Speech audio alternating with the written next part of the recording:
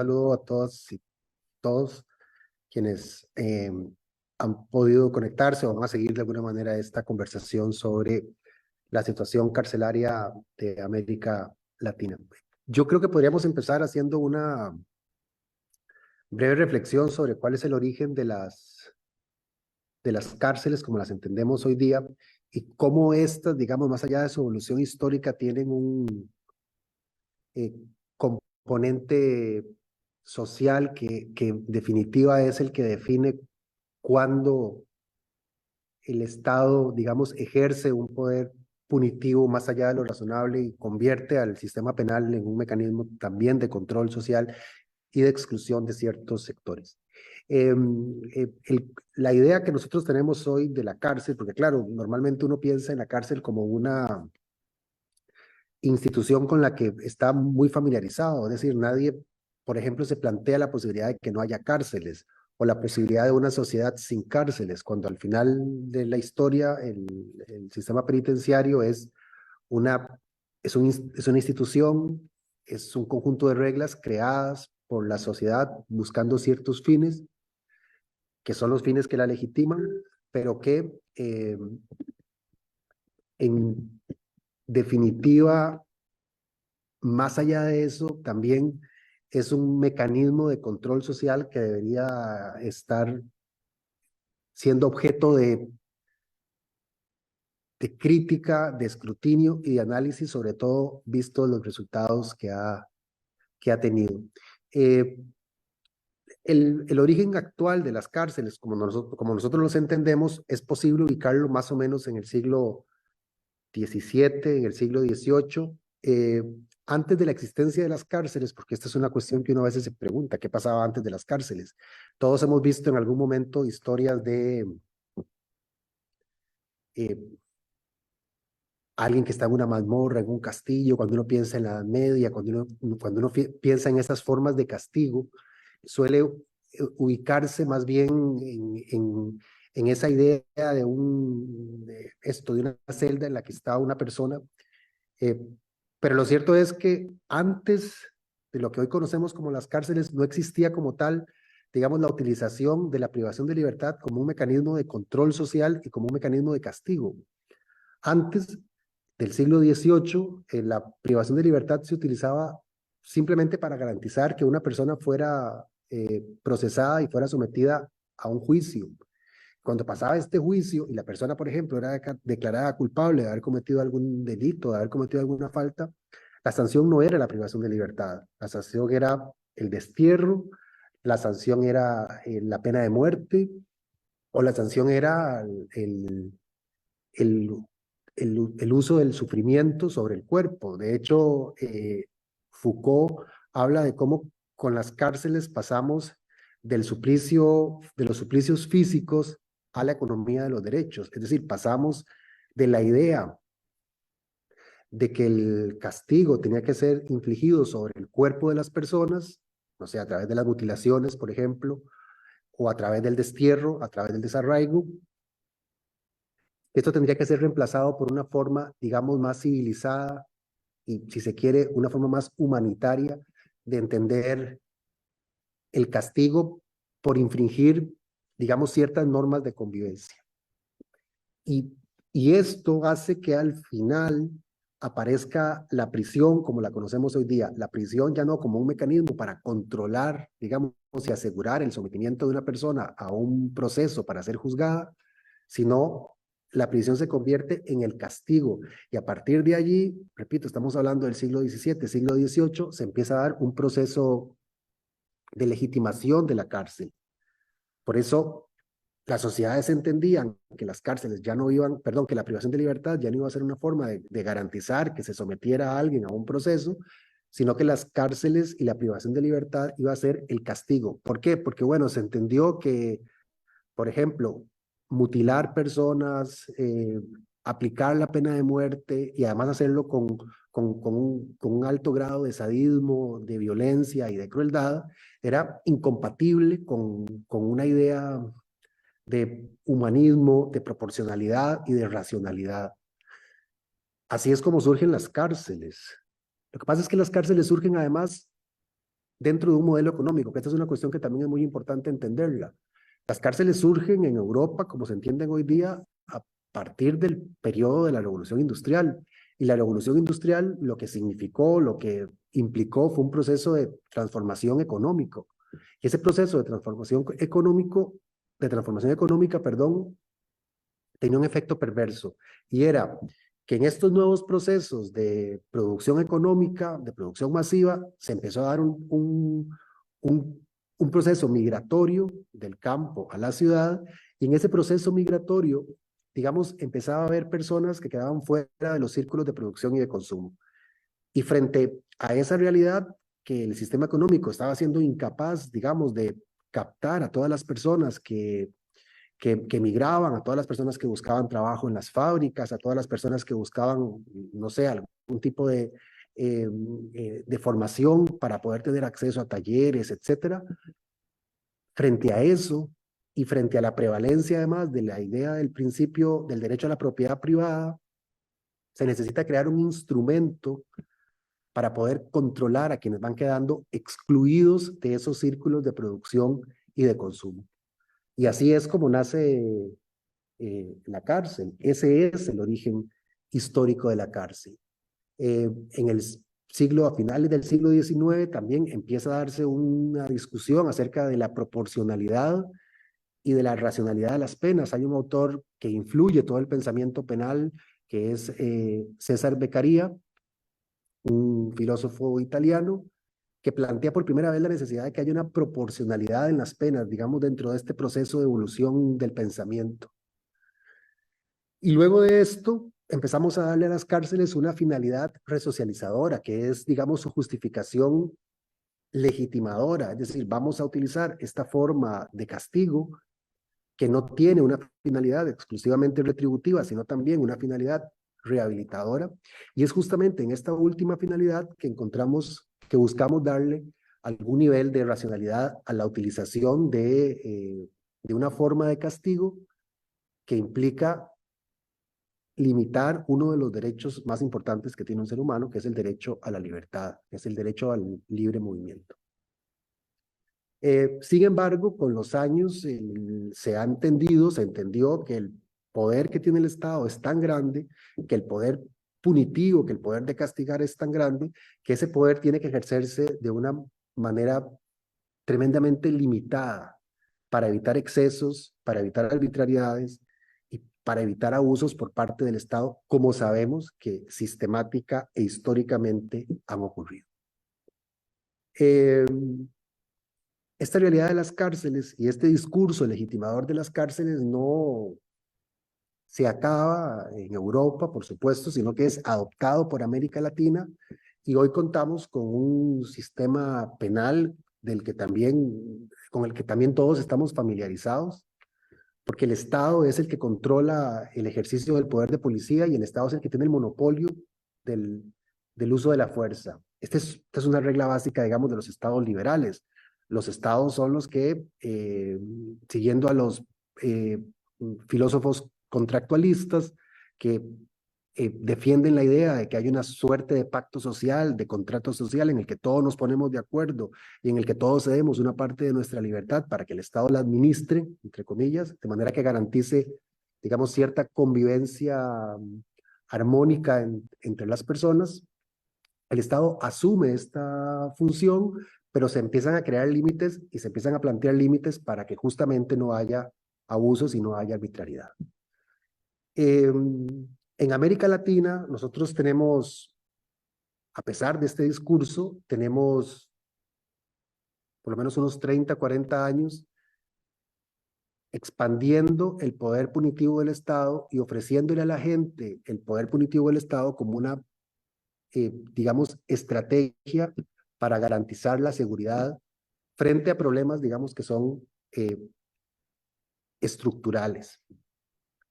Tenemos aquí una filmina que creo que ya se está viendo, que es hasta el año 2018, sobre los niveles de prisionalización con relación a los niveles de violencia que existen en América Latina. Ustedes saben que normalmente esos niveles de violencia se miden a partir de los eh, del número de homicidios violentos que hay por cada 100.000 habitantes. Entonces, por ejemplo, el año 2018, que es lo que recoge esta tabla, nosotros podemos ver la falsa promesa que electoralmente es muy seductora de que el aumento de la expansión del poder punitivo del Estado, es decir, el aumento del encarcelamiento, vamos a entender el aumento el endurecimiento del sistema penal y el endurecimiento del sistema punitivo, lo vamos a entender como el incremento de las tasas de prisionalización nos lleva a eh, mayores niveles de seguridad. Entonces, nosotros tenemos, por ejemplo, que países como El Salvador, como Panamá y como Costa Rica tienen altísimas tasas de prisionalización. Eh, Entre más ensanchado sea el círculo, más alta es la tasa de prisionalización. Entonces, tenemos, por ejemplo, países como El Salvador, cuyo crecimiento en los niveles de homicidios se han mantenido, digamos, permanentes y sostenidos a lo largo de los últimos 20 años, o Panamá, o Costa Rica con ligeras variaciones, pero esto no se corresponde necesariamente con el nivel de violencia. Entonces, tenemos, y aquí también podemos ver la diferencia que hay con países de Europa. En el caso de América Central, por ejemplo, en el caso de América Latina, tenemos países cuya tasa de prisionalización se ha ido ensanchando, pero a su vez eso no se ha traducido en una mejora en los datos referidos eh, en los datos referidos a los niveles de seguridad. Entonces, hay países como Costa Rica o como Panamá, vamos a excluir El Salvador de este análisis porque sabemos que en los últimos 2 años ha habido un cambio en las circunstancias de El Salvador que no se pueden simplificar diciendo que ha habido una mejora en la seguridad ciudadana, porque esto ha ido acompañado de un clarísimo debilitamiento del Estado de Derecho. La receta Bukele, que se ha vuelto también tan atractiva para otros países de la región, se presenta como una estrategia exitosa, pero como una estrategia exitosa que tiene un altísimo costo, que es el debilitamiento del Estado, que es la flexibilización de las garantías procesales, que es la detención de personas inocentes, que es la prisionalización sin ningún tipo de garantías. Entonces, para efectos nuestros, este caso que es un caso, digamos, anómalo, no lo vamos a incorporar dentro de este análisis por esas razones.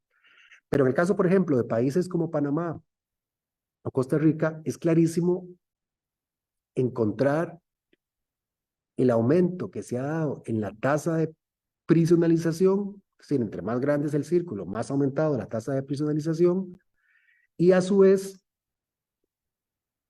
el nivel de homicidios y de violencia aumenta según el color que ustedes ven en la tabla. Entonces, el color gris es el color más bajo, el naranja es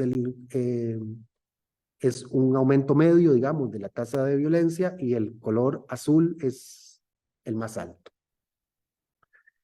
Cuando nosotros vemos estos datos nos damos cuenta, por ejemplo, de que Costa Rica o Panamá han visto aumentados sus niveles de violencia y al mismo tiempo han visto aumentados sus tasas de prisionalización. Y esto lo que evidencia es, eh, digamos, la falsa promesa de que a mayor represión, mayor seguridad. Y esto no ha pasado en la región. Y esto no ha pasado en Costa Rica. Todo lo contrario.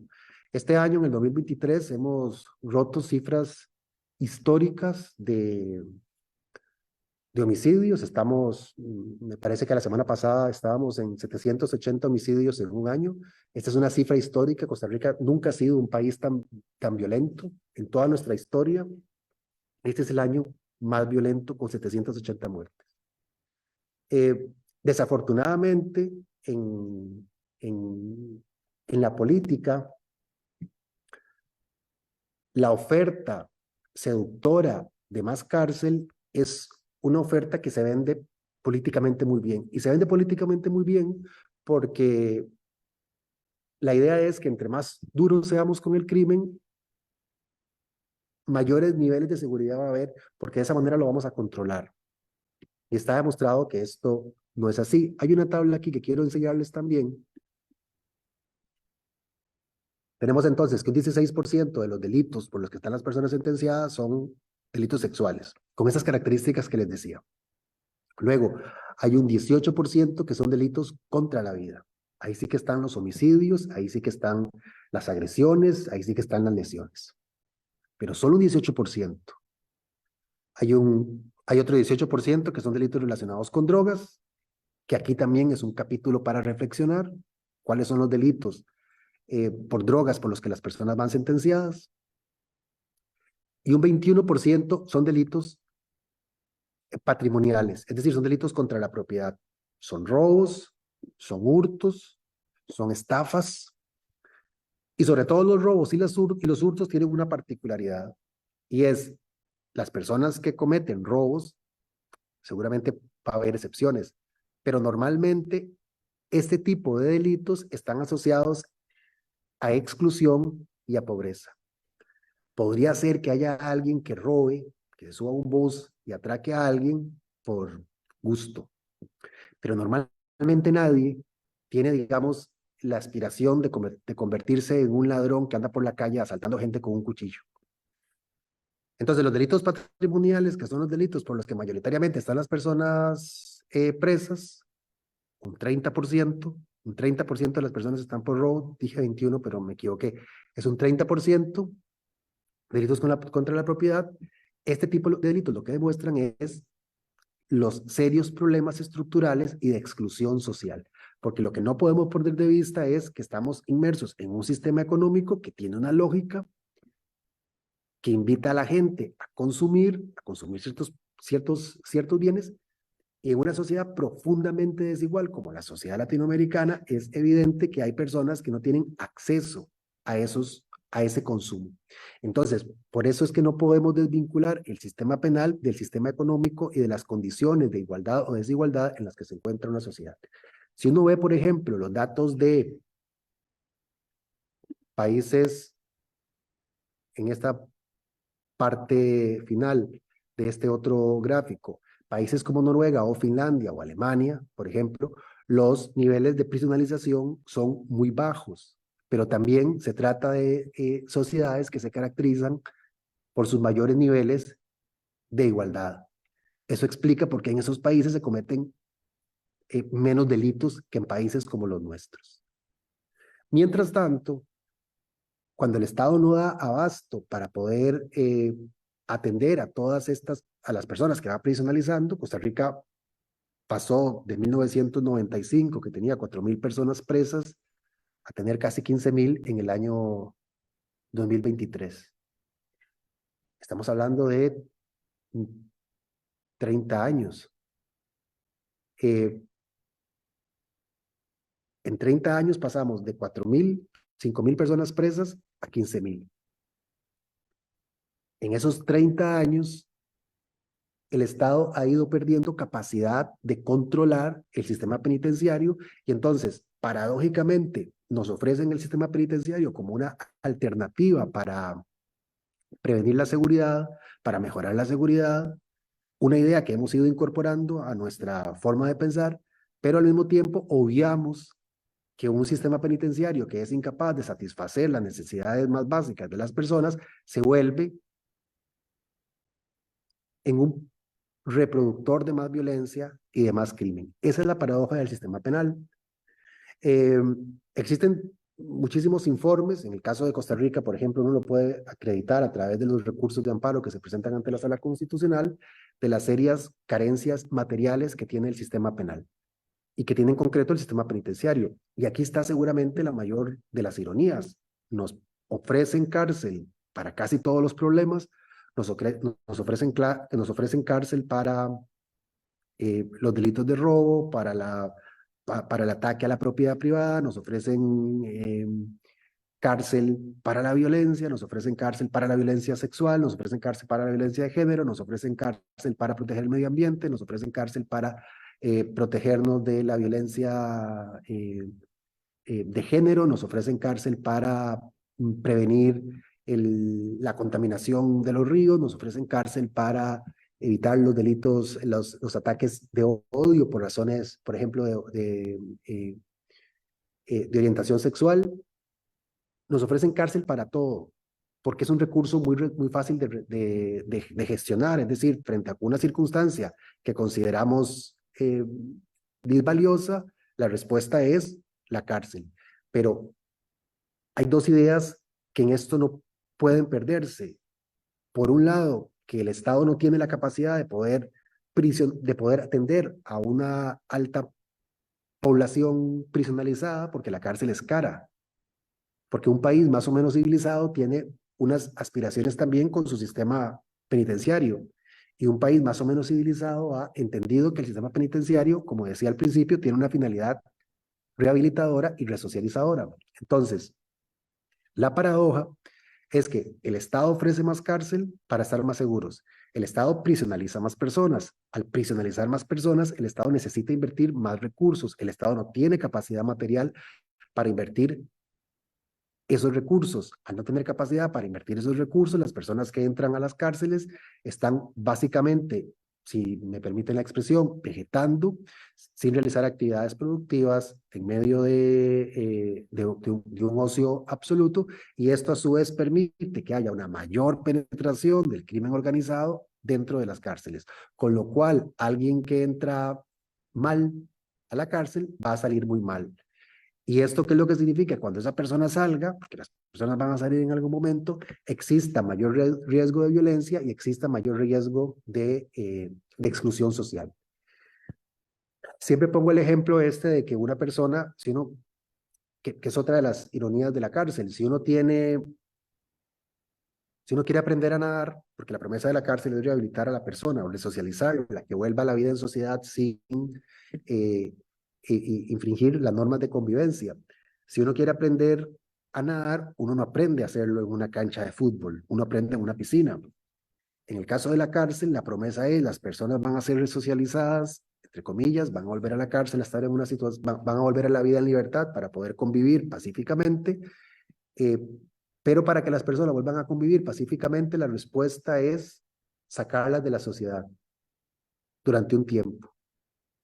Es igual de absurdo pensar que uno puede aprender a nadar desde una cancha de fútbol y no desde una piscina. Eh, la cárcel la hemos ido presentando a través de los años y a través de las décadas y sigue siendo un recurso muy atractivo. En estos días, por ejemplo, que Costa Rica enfrenta una crisis de seguridad, la respuesta de ciertos sectores políticos es la misma. Vamos a restringir las salidas de las personas de la cárcel, vamos a hacer que sea más difícil de la cárcel, que la gente se quede más en la cárcel, que han sido las respuestas que se han seguido en otros países de nuestro entorno, como en Ecuador o como en Argentina, con resultados desastrosos. Quizás el caso más evidente y el caso más grosero es el caso ecuatoriano, porque además es un país que tenía índices de violencia hace 10 años mucho mejores que los nuestros, y en un plazo de 5 años el país adoptó una serie de medidas represivas de mayor endurecimiento del sistema penal, básicamente lo mismo que se dice en Costa Rica ahora. Vamos a endurecer las penas, vamos a dificultar que las personas salgan de la cárcel, porque la idea es que si a una persona la amenazan con eh, que va a estar más tiempo en la cárcel, va a dejar de cometer delitos. Y las personas no cometen delitos o no dejan de cometer delitos porque haya una amenaza de estar más tiempo en la cárcel. Las personas normalmente dejan de cometer delitos porque hay un caso, digamos, de una cuestión que tenga que ver con otras razones, digamos, psiquiátricas o psicológicas o de esa naturaleza, pero en términos generales, las personas no cometen delitos cuando tienen satisfechas sus necesidades más elementales. Porque en este cuadro que ustedes tienen aquí, por ejemplo, que es otra relación, que es una variable que explica muy bien cómo es que se cometen los delitos, quiénes cometen los delitos en Costa Rica, es el nivel educativo de las personas que están en las cárceles. Eh, si ustedes se dan cuenta, el 55% de las personas que están en las cárceles solo tienen educación primaria. El 33% tiene educación secundaria y solo un 9% tiene educación universitaria. Y esto desde luego nos dice algo. las cárceles están diseñadas para personas que tienen ciertas características. De hecho, siempre es muy llamativo cómo están diseñados los programas de atención en los centros penales. ¿Qué se ofrece a las personas que están en las cárceles, por lo menos teóricamente?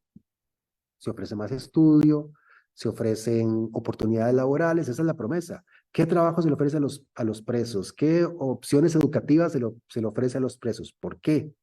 Porque en el fondo la idea de prisionalización y la idea que nosotros tenemos de presos está asociada a un perfil socioeconómico. Las personas con menos oportunidades son personas más propensas a delinquir. Esto no significa que ser pobre equivalga a delincuencia, que esta es una cuestión que se repite mucho. Lo de, no, porque entonces ustedes generalizan y cuando ustedes dicen eso, lo que están diciendo es que todos los pobres son delincuentes y no todos los pobres delinquen. Claro, esto es una obviedad. No todas las personas pobres delinquen. Lo que pasa es que es mucho más fácil delinquir cuando uno no tiene satisfechas sus necesidades. Uno no tiene por qué respetar, volviendo a aquella idea contractualista, un pacto social, digamos, imaginario, simbólico, cuando no tiene acceso a ciertos bienes económicos, culturales, políticos o simbólicos.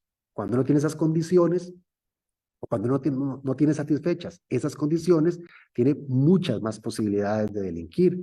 Por eso es que la promesa reiterada de que la cárcel resuelve el problema de la delincuencia es una promesa fracasada, porque es una promesa que nos vienen haciendo hace muchas décadas. De hecho, en el año 95, en el año 94, Costa Rica duplicó la pena máxima de cárcel.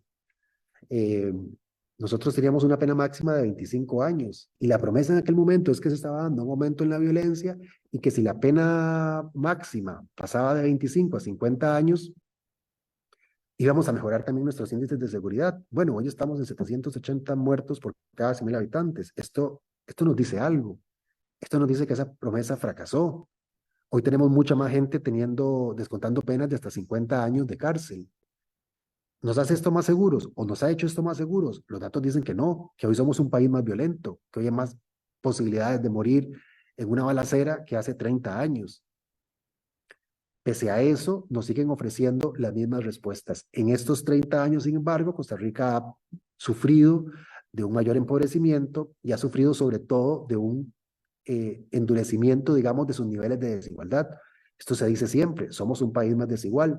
En esta crisis actual por la que nosotros estamos atravesando de seguridad, eh, es muy sorprendente cómo los abordajes que se siguen proponiendo son abordajes estrictamente punitivistas y represivos. Vamos a aprobar una ley para extraditar nacionales, vamos a aprobar una ley para eh, dar más recursos a los tribunales de crimen organizado, vamos a aprobar una ley para disminuir los beneficios penitenciarios, vamos a impedir que el Poder Judicial saque a los delincuentes como un enemigo, digamos, imaginario, como una idea que circunda en el ambiente, pero que tampoco tenemos muy claro a qué se refiere, pero veamos las causas estructurales. Mientras tanto, ahora ya no, porque en los últimos 8 años se construyeron 4 cárceles, pero Costa Rica ha tenido momentos en los que ha habido un índice de hacinamiento del 54%, como pasa en algunos países de la región. Hay países como Guatemala con una tasa de hacinamiento del 300%, o países como Bolivia con tasas del 250% de hacinamiento. Yo visité no hace tanto una cárcel centroamericana que tenía capacidad para 900 personas y había 4.000 personas presas. En esas condiciones, el Estado no puede garantizar ni el derecho a la salud, ni el derecho a la alimentación, ni siquiera el derecho al agua. Y frente a esa violencia institucional, entonces seguimos alimentando un monstruo que es el sistema penitenciario, que a su vez sigue reproduciendo las desigualdades y la violencia que nos afecta a todos afuera. Porque este es el problema, cuando el Estado pierde, es una cosa clarísima que ha pasado en países como Guatemala o Ecuador o eh, incluso El Salvador, a pesar, digamos, de toda la puesta en escena y de la propaganda actual, Se trata de estados que fueron perdiendo control sobre las cárceles y hoy todas estas cárceles padecen un problema de autogobierno, que es un riesgo enorme, porque entre más presos haya, si esto no se corresponde, esto de por sí es un fracaso. Es decir, que haya más presos en un país es un fracaso. Más gente privada de libertad es un fracaso. Porque si hay más gente privada de libertad, significa que hay gente que no tiene la capacidad, que el Estado no ha tenido la capacidad de poder incorporar a estas personas dentro de sus círculos de producción y de consumo. Y eso es un fracaso del Estado. A mí siempre me eh, perturba, digamos, esta sensación de la gente o esta defensa que hace la gente o ciertos sectores y ciertos sectores políticos en concreto de entre más presos haya, mejor estamos, porque estamos más seguros, porque tenemos un Estado más fuerte, que tiene más una lógica muy machista, de fuerza, de mano dura, de no ser débiles, cuando en realidad la trampa de todo esto es no darnos cuenta que entre más personas presas tengamos, más fracasados como sociedad estamos siendo, porque tenemos menos capacidad de poder eh, hacer que estas personas estén, digamos, dentro de esos, garantizándoseles sus condiciones más básicas, digamos, dentro de este modelo económico. Eh, yo creo que el gran reto que nosotros seguimos teniendo en América Latina y que tenemos en Costa Rica en particular es, evidentemente es político, pero también yo creo que es cultural. Nosotros tenemos que cambiar nuestra mentalidad con respecto al castigo. Tenemos que dejar de pensar que la cárcel es una respuesta viable porque la cárcel, al final de cuentas, trae muchísimos más problemas. Estos gráficos lo que demuestran justamente es que entre, entre más oportunidades haya, entre más oportunidades educativas haya, entre más oportunidades de empleabilidad haya, menos delincuencia va a haber. Y esto por eso lo decía ahora, y con esto creo que ya voy cerrando, esto lo decía ahora con respecto a la crisis actual que vive el país. Hasta ahora, uno no ha escuchado a nadie, de verdad, en todas las propuestas que se hacen en materia de seguridad, no se habla de las causas estructurales, no se habla del impacto que pudo haber tenido en términos de desigualdad, por ejemplo, la pandemia. No se habla del impacto que puede tener en un país como el nuestro los altísimos niveles de desempleo y los altísimos niveles de desempleo de personas jóvenes y los altísimos niveles de desempleo, por ejemplo, en las zonas costeras. No es casualidad que en lugares como Limón o Punta Arenas o Guanacaste las tasas de homicidios sean más elevadas. ¿Por qué? Porque es mucho más fácil para el crimen organizado captar a personas que están en una situación de precariedad y de exclusión social que en una sociedad en la que no lo haya. Hace unas semanas yo venía manejando por San José y la verdad es que es muy impactante ver el aumento que ha habido en los últimos meses y en los últimos años seguramente de personas en situación de calle. Esto es muy impresionante. Entonces, claro, cuando yo pasaba por ahí, pensaba, claro, y la gente sigue creyendo que la respuesta a estos problemas sociales y de una profunda e indecente desigualdad es criminalizar a estas personas y es buscar la manera en que esta gente quede excluida y que esta gente quede completamente aislada a través de su personalización para llevarlas a un lugar que si no tiene las condiciones materiales, simplemente lo que va a servir es de contención para tener a esa gente literalmente guardada un tiempo antes de que vuelvan a salir a la calle, probablemente seguir cometiendo, digamos, a seguir metidos dentro de este círculo de violencia. Entonces, creo como reflexión final, que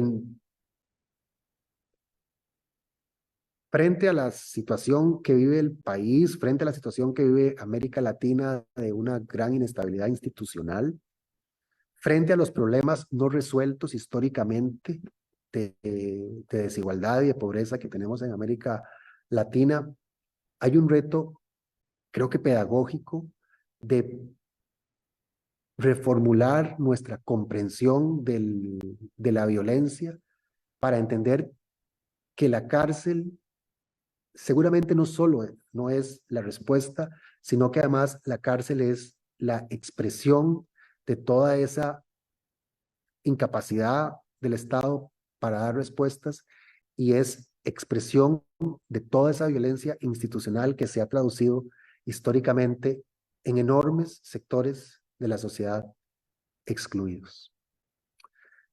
Así que, pues nada, sé que hay otras actividades ahora en la semana organizada por el IDELA, así que creo que yo lo dejaría hasta aquí y ojalá que podamos seguir reflexionando sobre estos temas. El tema de la prisionalización y el tema del castigo es un tema que no puede vincularse de la situación social de un país. Así que de mi parte esto sería y agradecerles mucho el espacio.